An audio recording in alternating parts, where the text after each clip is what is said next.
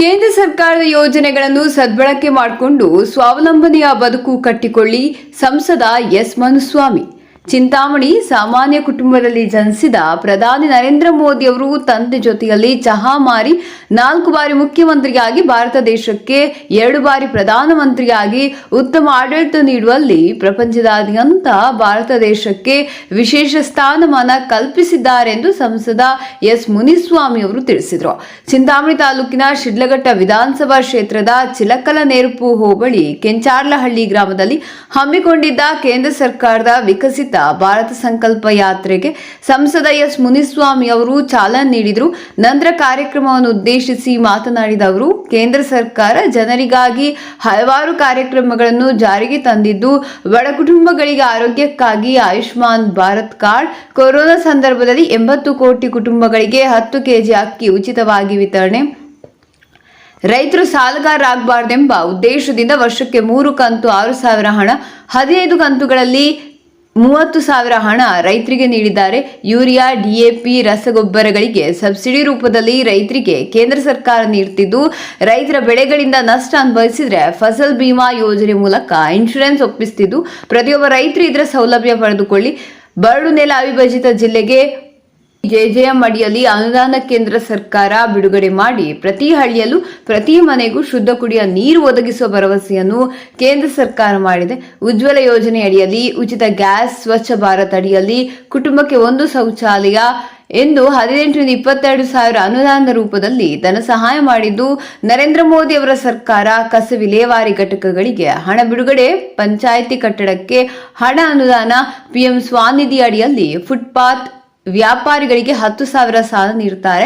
ವಿಶ್ವಕರ್ಮ ಯೋಜನೆಯಲ್ಲಿ ಸ್ವಯಂ ಉದ್ಯೋಗ ಮಾಡುವವರಿಗೆ 1 ಲಕ್ಷ ಸಾಲ.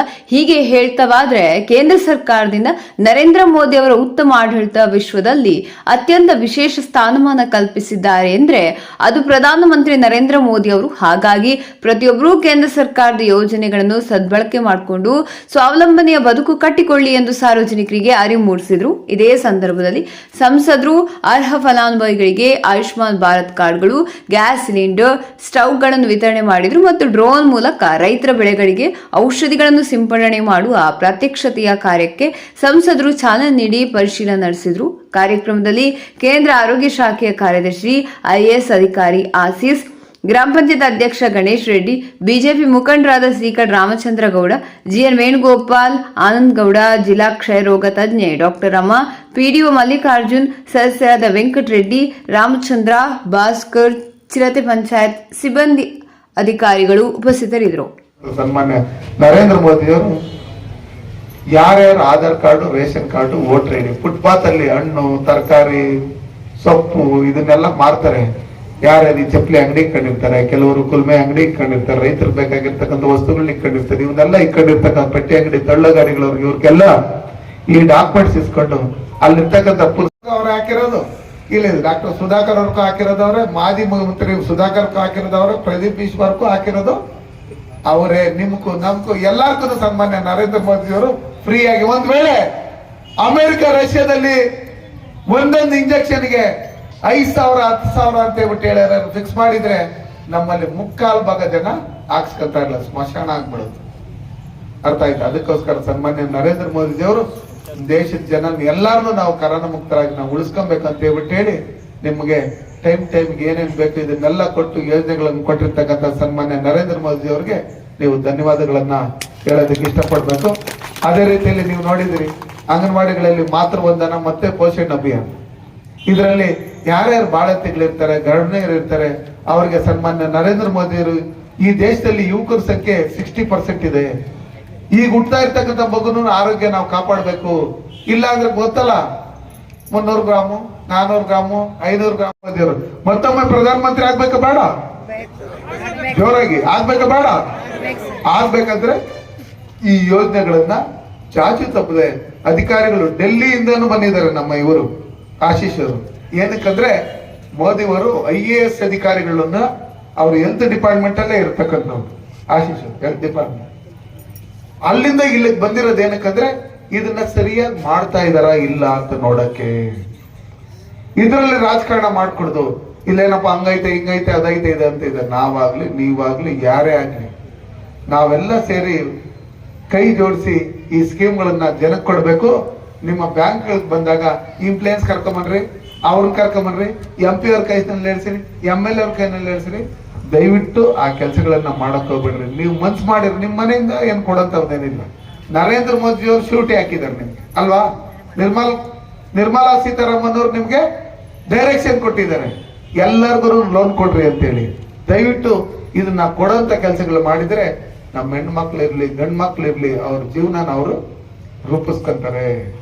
ಅದಕ್ಕೆ ನಿಮ್ಮೆಲ್ಲರ ಸಹಕಾರ ಇರಬೇಕು. ನಮ್ಮ ಎಲ್ಲ ಅಧಿಕಾರಿಗಳು, ಪತ್ರಕರ್ತರು, ನಾವು 10 ಜನಕ್ಕೆ ಕೊಡಿಸಿದ್ರಿ. ನಾವು ಅವತ್ತು ಅವ್ರಿಗೆ ಯಾವುದೇ ರೀತಿಯಂತ ಒಳ್ಳೆ ವಿದ್ಯಾಭ್ಯಾಸ ಕೊಡೋದಕ್ಕೆ ಸ್ಕೂಲ್ಗಳು ಇರಲಿಲ್ಲ, ಕಾಲೇಜುಗಳು ಇರಲಿಲ್ಲ, ಜಮ್ಮು ಕಾಶ್ಮೀರದಲ್ಲಿ ಒಳ್ಳೆ ಫ್ಯಾಕ್ಟ್ರಿಗಳು ಇರಲಿಲ್ಲ, ಕೆಲಸಗಳನ್ನು ಕೊಡ್ತಾ ಇರಲಿಲ್ಲ. ಆದ್ರೆ ಸನ್ಮಾನ್ಯ ನರೇಂದ್ರ ಮೋದಿ ಅವರು ಪ್ರಧಾನಮಂತ್ರಿ ಆಗಿದ್ದಾದ್ಮೇಲೆ ಆರ್ಟಿಕಲ್ 370 ಅಂತ ಏನಿತ್ತು ಅದನ್ನ ತೆಗೆದಾಕಿ ಒಂದು ದೇಶದಲ್ಲಿ ಒಂದು ಸಂವಿಧಾನ, ಒಂದು ಕಾನೂನು, ಒಂದು ಬಾವುಟ ಅಂತ ಹೇಳಿ ಇದ್ ಮಾಡಿ ಇವತ್ತು ಜಮ್ಮು ಕಾಶ್ಮೀರನ ನಮ್ಮ ಭಾರತ ದೇಶದ ಸ್ವರ್ಗ ಅಂತ ಹೇಳಿ ಪ್ರವಾಸೋದ್ಯಮ ಇಲಾಖೆಯಲ್ಲಿ ಅದನ್ನ ಮಾಡಿ ಇವತ್ತು ಸ್ಕೂಲ್ಗಳು, ಫ್ಯಾಕ್ಟ್ರಿಗಳೆಲ್ಲ ಕಟ್ಟಂಗ್ ಮಾಡಿ ಯಾರ್ಯಾರು ಕೆಲಸ ಇಲ್ದಿರೋ ಪಾಕಿಸ್ತಾನವ್ರ ಹತ್ರ ಕಾಸುಗಳು ಇಸ್ಕೊಂಡು ಕಲ್ಲುಗಳು ಹೊಡಿತಾ ಇದ್ರು ಅವ್ರ ಕೈ ಕೆಲಸ ಕೊಟ್ಟು ಇವತ್ತು ಪಾಕಿಸ್ತಾನವ್ರು ನಮ್ಮ ತಂಟೆಗೆ ಬರ್ಬೇಕಂದ್ರೆ 100 ಸಲ ಯೋಚನೆ ಮಾಡ್ಬೇಕು. ಹಂಗ ಮಾಡಿರ್ತಕ್ಕಂಥದ್ದು ಸನ್ಮಾನ್ಯ ನರೇಂದ್ರ ಮೋದಿ ಅವರು. ಇವತ್ತು ಅಯೋಧ್ಯೆಯಲ್ಲಿ ರಾಮ ಮಂದಿರ ಕಟ್ಟಕ್ಕಾಗಿರ್ತಕ್ಕಂಥದ್ದು ಸನ್ಮಾನ್ಯ ನರೇಂದ್ರ ಮೋದಿ ಅವರು ಪ್ರಧಾನಮಂತ್ರಿ ಆಗಿದ್ದರಿಂದಾನೆ. ಇವತ್ತು ಕೋಲಾರಲ್ಲಿ ಕ್ಲಾಕ್ ಟವರ್ ಅಲ್ಲಿ ಯಾವುದೋ ಒಂದು ಧರ್ಮದ ಬಾವುಟ ಆಗ್ತಾ ಇತ್ತು, ಇವತ್ತು ಭಾರತ ದೇಶದ ಬಾವುಟ ಹಾಕಕ್ಕಾಗಿರ್ತಕ್ಕಂಥದ್ದು ಸನ್ಮಾನ್ಯ ನರೇಂದ್ರ ಮೋದಿ ಅವರು ಪ್ರಧಾನಮಂತ್ರಿ ಆಗಿದ್ರಿಂದಾನೆ. ಅದಕ್ಕೋಸ್ಕರ ಈ ದೇಶದಲ್ಲಿ ಇರ್ತಕ್ಕಂಥವ್ರು ನಾವೆಲ್ಲ ಆಂತರಿಕವಾಗಿ ಏನೇನು ಭಿನ್ನಾಭಿಪ್ರಾಯಗಳಿದೆ ಅದನ್ನೆಲ್ಲ ಸೈಡ್ಗಿಟ್ಟು ನೀವೆಲ್ಲ ನಾನು ಕೋಟ್ ಹಾಕಿದ್ರಿಂದಾನೆ, ನೀವು ನನ್ನನ್ನು MP ಮಾಡಿದ್ರಿಂದಾನೆ, ಅವನ್ ಯಾರು ಅಲ್ಲಿ ಒಳಗಡೆ ಹಿಡಿದು 4 ಇಕ್ಕಿ ಪಾರ್ಲಿಮೆಂಟ್ ಅಲ್ಲಿ ಆ ಸೆಕ್ಯೂರಿಟಿಗೆ ಹ್ಯಾಂಡ್ ಓವರ್ ಮಾಡಿರ್ತಕ್ಕಂಥದ್ದು. ದೇಶಕ್ಕೋಸ್ಕರ ನಾವು ಪ್ರಾಣ ಕೊಡಕ್ಕೂ ನಾವು ರೆಡಿ ಆಗಿದ್ದೀರಿ. ಸನ್ಮಾನ್ಯ ನರೇಂದ್ರ ಮೋದಿ ಅವರು 4 ಸಲ ಮುಖ್ಯಮಂತ್ರಿಗಳಾಗಿ 2 ಸಲ ಪ್ರಧಾನಮಂತ್ರಿ ಆಗಿ ದಿನಕ್ಕೆ 18 ಗಂಟೆ ಕಾಲ ಕೆಲಸ ಮಾಡ್ತಾರೆ. ದೇಶ ಚೆನ್ನಾಗಿರ್ಬೇಕು, ನಾವೆಲ್ಲ ಬಲಿಷ್ಠರಾಗಿರ್ಬೇಕು, ನಮ್ಮ ಯುವಕರು ನಮ್ಮ ಎಲ್ಲರೂ ಚೆನ್ನಾಗಿರ್ಬೇಕು ಅಂತ ಹೇಳ್ಬಿಟ್ಟು ಒಂದೇ ಒಂದು ದಿನ ರಜೆ ಹಾಕಿಲ್ಲ. ಭಾನುವಾರ ಇವತ್ತು ಪ್ರೋಗ್ರಾಮ್ ಮಾಡ್ಬೇಕಂದ್ರೆ ಆಫೀಸರ್ ಫೋನ್ ಮಾಡೋದು, ನಮ್ಮ ಯಜಮಾನ್ರು ಚಿಕನ್ ತಂದವ್ರ, ನಮ್ಮ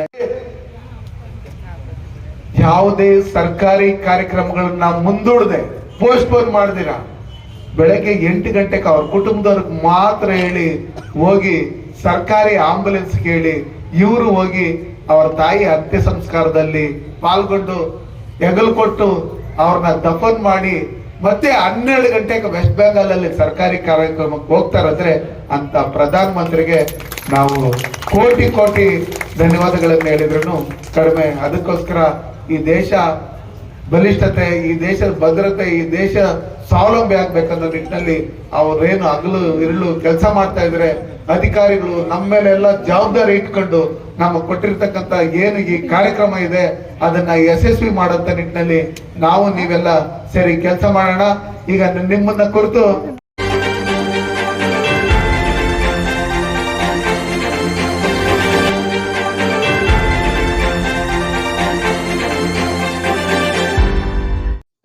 ಚಾನಲ್ಗೆ ಸಬ್ಸ್ಕ್ರೈಬ್ ಆಗಿಲ್ಲ ಅಂದ್ರೆ ಈಗಲೇ ಸಬ್ಸ್ಕ್ರೈಬ್ ಆಗಿ ಪಕ್ಕದಲ್ಲೇ ಇರುವ ಬೆಲ್ ಐಕಾನ್ ಕ್ಲಿಕ್ ಮಾಡಿ. ಮತ್ತಷ್ಟು ಅಪ್ಡೇಟ್ಗಳಿಗಾಗಿ ಫೇಸ್ಬುಕ್, ಇನ್ಸ್ಟಾಗ್ರಾಮ್, ಟ್ವಿಟರ್ನಲ್ಲಿ ಫಾಲೋ ಆಗಿ.